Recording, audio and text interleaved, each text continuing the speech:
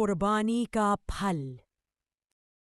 لاہور کے ایک پرانے مگر زندگی سے بھرپور محلے میں، جس کی تنگ گلیوں میں شام کو بچوں کی ہنسی گونجتی تھی اور دن میں دکاندار اپنی روزی کے لیے آوازیں لگاتے تھے، ایک گھر تھا جو بظاہر معمولی سا مگر دل کے سکون سے بھرا ہوا تھا۔ اسی گھر میں حمزہ نام کا ایک نوجوان رہتا تھا جو خواب دیکھنے کا حوصلہ بھی رکھتا تھا اور ان خوابوں کو حقیقت بنانے کی جستجو بھی، مگر حالات ایسے تھے کہ اکثر خواب راستے ہی میں دم توڑ دیتے تھے۔ اس کے والد ایک معمولی سرکاری ملازمت سے ریٹائر ہو چکے تھے اور پینشن اتنی قلیل تھی کہ بمشکل آٹا، دال اور گھر کا بنیادی خرچ پورا ہوتا۔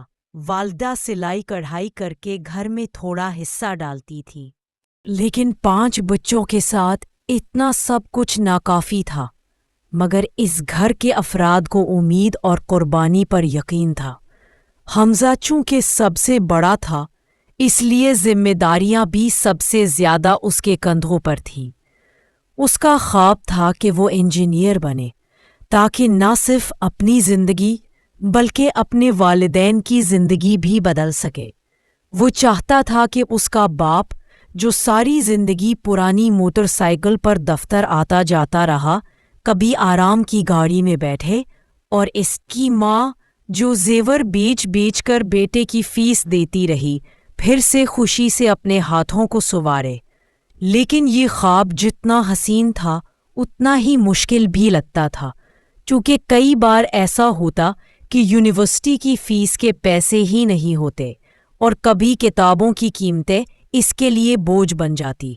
ایسے وقت میں وہ دیکھتا کہ والد اپنی پرانی گھڑی یا ریڈیو بیچ دیتے اور ماں اپنے بچپن کے کنگن یا کان کے جھمکے اتار کر بیچ دیتی، تاکہ بیٹے کی تعلیم جاری رہ سکے۔ چھوٹے بہن بھائی اپنی چھوٹی چھوٹی خواہشیں قربان کر دیتے۔ کوئی نئے کپڑوں کی ضد چھوڑ دیتا تو کوئی کھلونے کے لیے رونا بھول جاتا۔ یہ سب دیکھ کر حمزہ کے دل میں ایک آگ جلتی کہ میں اپنے خواب کے لیے ہی نہیں بلکہ ان سب قربانیوں کے بدلے کے لیے پڑھ رہا ہوں۔ اسی آگ نے اسے دن رات محنت پر مجبور رکھا۔ وہ صبح سویرے بس میں کھڑے ہو کر یونیورسٹی جاتا، کلاسز لیتا، شام کو محلے کے بچوں کو ٹیوشن پڑھا کر کچھ پیسے کماتا اور رات گئے تک لائبریری میں بیٹھ کر پڑھائی کرتا۔ اکثر بھوک اسے ستاتی، لیکن وہ ایک کپ چائے پر صبر کر لیتا۔ دوست اکثر اسے تانے دیتے کہ زندگی کو اتنا مشکل کیوں بنا رکھا ہے، انجوائے کیوں نہیں کرتا، لیکن وہ مسکرا کر خاموش ہو جاتا، چونکہ وہ جانتا تھا کہ اس کی منزل باقی سب کی طرح نہیں۔ اس کے پیچھے خواب نہیں بلکہ قربانیاں ہیں۔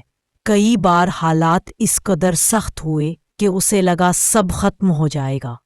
ایک بار تو ہاسٹل کی فیس ادا نہ ہونے کے باعث اسے کمرہ خالی کرنا پڑا، اور کئی دن دوستوں کے کمروں میں فرش پر سونا پڑا۔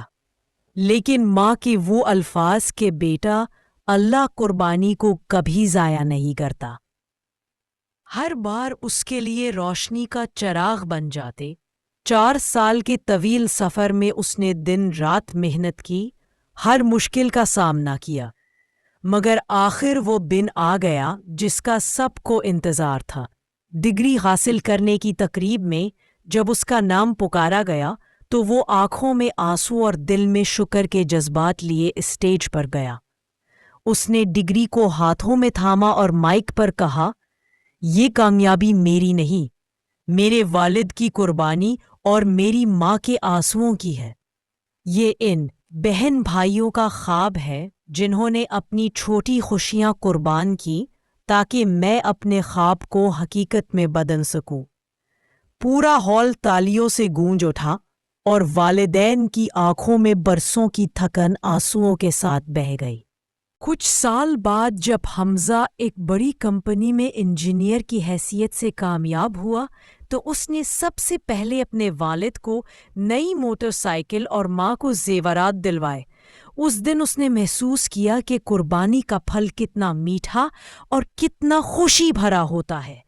پھر اس نے محلے کے بچوں کے لیے ایک تعلیمی فنڈ قائم کیا تاکہ کوئی اور بچہ غربت کے باعث تعلیم سے محروم نہ رہے، کیونکہ وہ جانتا تھا کہ قربانی کا اصل پھل صرف اپنی ذات کے نہیں بلکہ دوسروں میں بانٹنے سے مزید بڑھتا ہے۔ اور یوں اس کی زندگی ایک روشن مثال بن گئی کہ قربانی وقتی طور پر مشکل اور کڑوی ضرور لگتی ہے، لیکن اس کا پھل ہمیشہ میٹھا اور دائمی ہوتا ہے۔